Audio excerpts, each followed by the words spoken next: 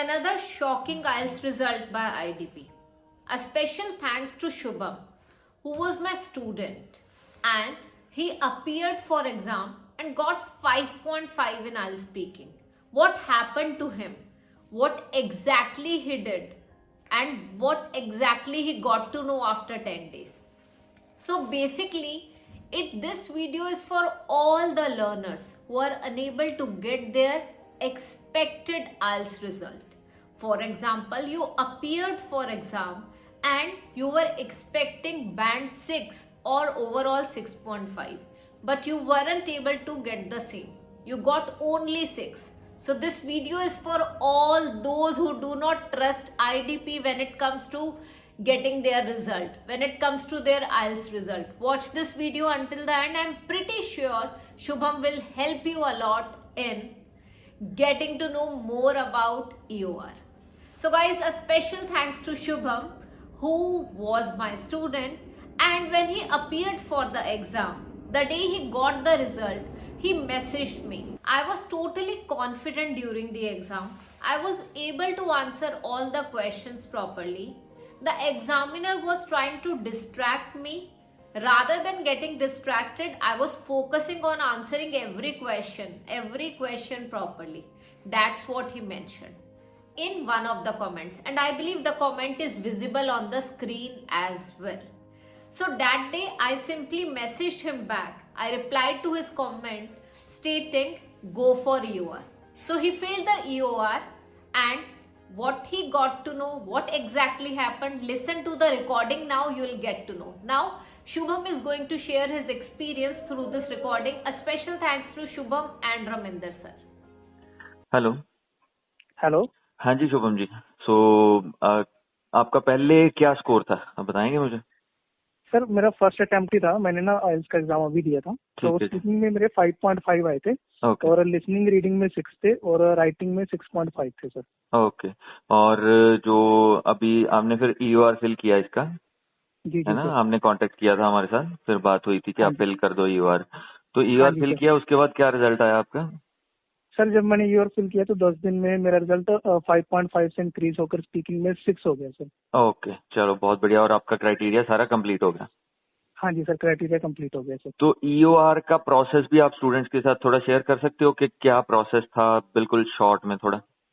बिल्कुल बिल्कुल sir. Actually जब मैंने एग्जाम दिया था ना, हाँ जी। तब मेरे को जो क्यू कार्ड या फिर टॉपिक था मेरे को अच्छी तरह से मतलब आता था।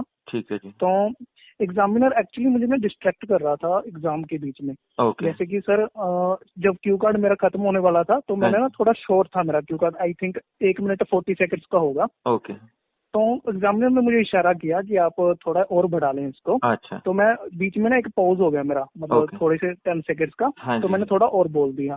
ठीक है जी। और जब उन्होंने फॉलोअप को पूछने शुरू किए तो क्यू कार्ड के एकदम बाद से ही शुरू कर दिया उन्होंने, मतलब शुरू बोला भी नहीं कि अभी मैं आपको फॉलोअप पूछने वाला हूँ। अच्छा, तो उन्होंने तुरंत ही स्टार्ट कर दिया, क्यू कार्ड खत्म हो जैसे ही खत्म हुआ तभी स्टार्ट कर दिया। ठीक है जी। तो चलो मैंने फिर भी उनका आंसर अच्छे से दे दिया।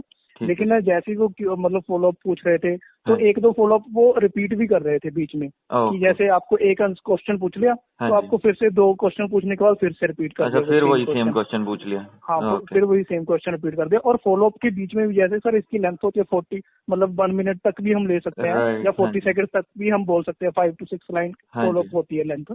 तो मैंने 6 to 8 लाइन मैंने जैसे बोल दिया, तब भी एग्जामिनर ने मुझे फिर से इशारा किया कि आप और बोलो थोड़ा इसके बारे में। अच्छा।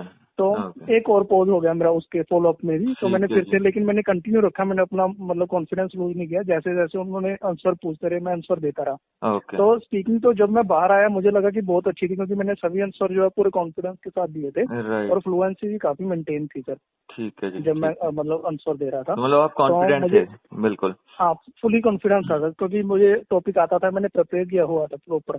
चलो, एग्जाम्पल्स के साथ मैंने प्रिपेयर किया हुआ था। ये एक बहुत इंपॉर्टेंट चीज है। बहुत बार बच्चे बच्चे हमसे कंसल्ट करते हैं कि हम ईओआर फिल करें या ना करें, तो ये बहुत इंपॉर्टेंट चीज है, क्योंकि देखो जब बच्चा कोई एक यूट्यूब पे कमेंट करके हमसे पूछता है कि आप मैं ईओआर फिल कर सकता हूँ या नहीं, तो हम उस चीज का आंसर उस टाइम पे ऐसे नहीं कर सकते हैं, क्योंकि हमने उस बच्चे की कभी स्पीकिंग नहीं देखी है कैसी है ली है, और ना ही कभी हमने राइटिंग चेक की है उस बच्चे की।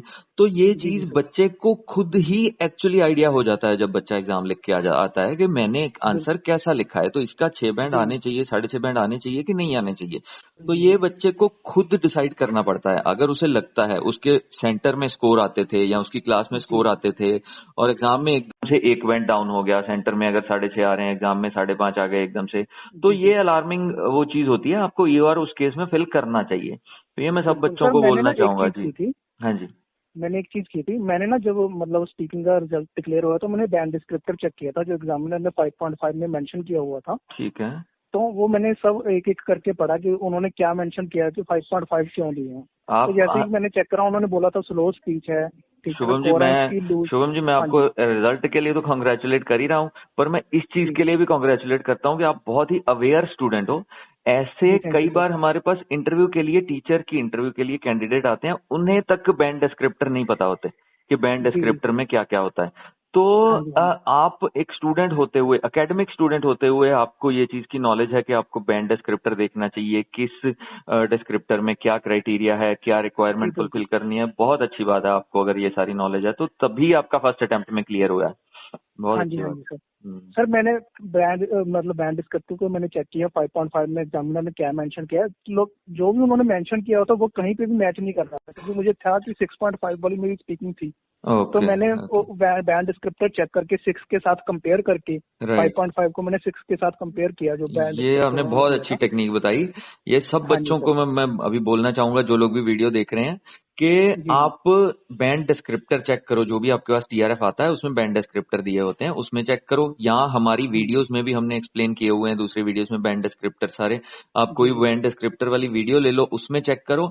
अगर आपका 6 बैंड के लेवल की, उसमें आपको आइडिया हो जाएगा कि वोकैबुलरी आपने कैसे यूज की थी, टास्क रिस्पॉन्स कैसा था, कोहेरेंस कैसी थी। तो उसके अकॉर्डिंगली अगर आपको लगता है कि 6 के ऊपर आने चाहिए तो गो फॉर द ईओआर, राइट? यही आप बोल रहे हैं शुभम जी, है ना? बिल्कुल सर, यस सर। मैंने बैंड डिस्क्रिप्टर ही चेक किया था कि मेरा 6 लेवल का है या नहीं है। तो मैंने जैसे ही चेक किया कि 6 लेवल का सब क्राइटेरिया मैच हो रहा है, तभी मैंने ईओआर फिल कर दी थी। और ईओआर की फीस कितनी थी सर? 11,600 आई थिंक 25 थी, और 100 रुपीज चार्जेस है एक्स्ट्रा। अच्छा, सो 11,800 के आसपास फीस है टोटल। और ये फीस अगर आपका बैंड स्कोर चेंज नहीं होता तो रिफंड हो जाती है। सॉरी, अगर चेंज हो गया तो रिफंड हो जाती है, मतलब अब आपको रिफंड आ जाएगा। इसका आ गया है रिफंड आपको? सर उन्होंने मेंशन नहीं, सर उन्होंने मेंशन कर दिया है, जो ईओआर लेटर आया है उसमें लिख दिया है कि आपको फीस चार्ज नहीं की जाएगी क्योंकि बैंड इंक्रीज हुआ है। ठीक है, तो 10 दिन में आपका रिजल्ट आ गया है ईओआर का? हाँ जी, 10 दिन में आ गया सर। चलो, बहुत अच्छी बात है। सेफ साइड के लिए सर मैंने साथ में राइटिंग का भी भर दिया था। अच्छा, अच्छा, दोनों का भरा था। Okay, right. वो तो एक ही फीस तो एक ही लगनी है, आप मॉड्यूल चाहे जितने मर्जी रीचेक करा लो, ठीक है। लेकिन राइटिंग का चेंज नहीं हुआ आपका, है ना? नहीं, राइटिंग का चेंज नहीं हुआ, स्पीकिंग का चेंज हो गया। ठीक है, ये भी एक एडवाइस है स्टूडेंट्स के लिए। अगर वो स्पीकिंग का भर रहे हैं, मान लीजिए आपके स्पीकिंग में ही सिर्फ कम है, 5.5 है, तो आपने जैसे शुभम जी ने किया कि स्पीकिंग में 5.5 का आपने फिल किया यूआर, तो साथ में आप राइटिंग का भी टिक कर दो, क्योंकि कम तो होता नहीं है स्कोर, कम कभी भी नहीं होता रिवैल्यूएशन में, बढ़ेगा ही अगर पड़ेगा तो आप दोनों का फिल करो, क्योंकि फीस तो सेम लगनी है। तो मतलब एक मॉड्यूल पे टिक मत करो, दोनों पे कर दो टिक, राइटिंग और स्पीकिंग दोनों पे कर दो। हाँ जी जी जी जी। चलिए शुभम जी, बहुत अच्छा लगा आपसे बात करके, और बहुत खुशी है कि आपका रिजल्ट आया। और thank you sir. So after hearing the conversation, I'm pretty sure you must have gotten to know what exactly happened with him.